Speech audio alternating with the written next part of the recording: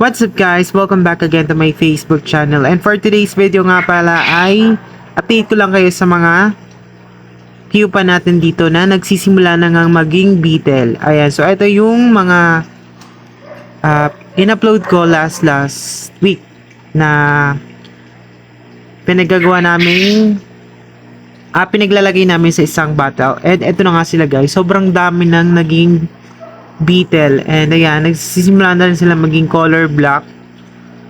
And so ilang araw na lang is magbe-breed na rin sila. Tapos ayan, marami pa rin tayo dito mga pupa na hindi pa nagiging beetle. So itong isa is meron siyang deformities. Hindi masyadong nag-form yung pakpak niya. Pero yun, parang makakapag-breed pa naman siya. So, hindi ko siya itatapon. Ayan.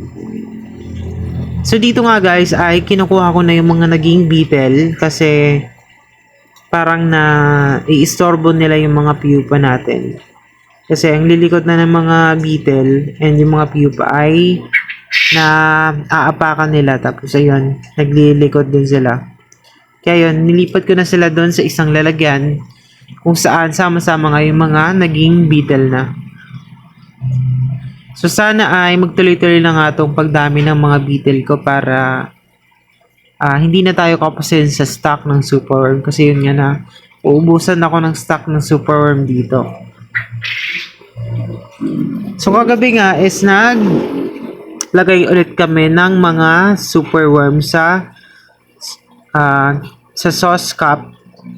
So hoping by the next month is meron ulit tayo mga panibagong magiging breeder.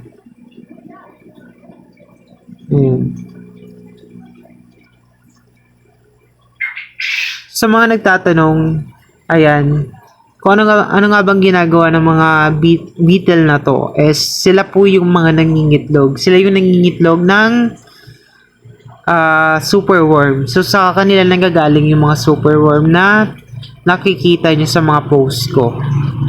Ayan, so ito naman is na-tsempuhan ko siyang nag-evolve into a beetle. Ayan, so ito yung pupa, tapos nagiging na siyang beetle ngayon guys. Ayan, hirap na hirap siya oh.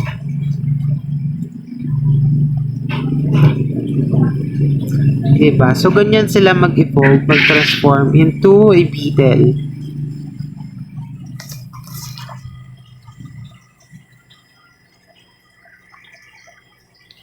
Tapos ayun pala guys, kung bago lang kayo sa Facebook ko, please do follow my Facebook para maging updated nga kayo kapag meron ako mga video katulad nito.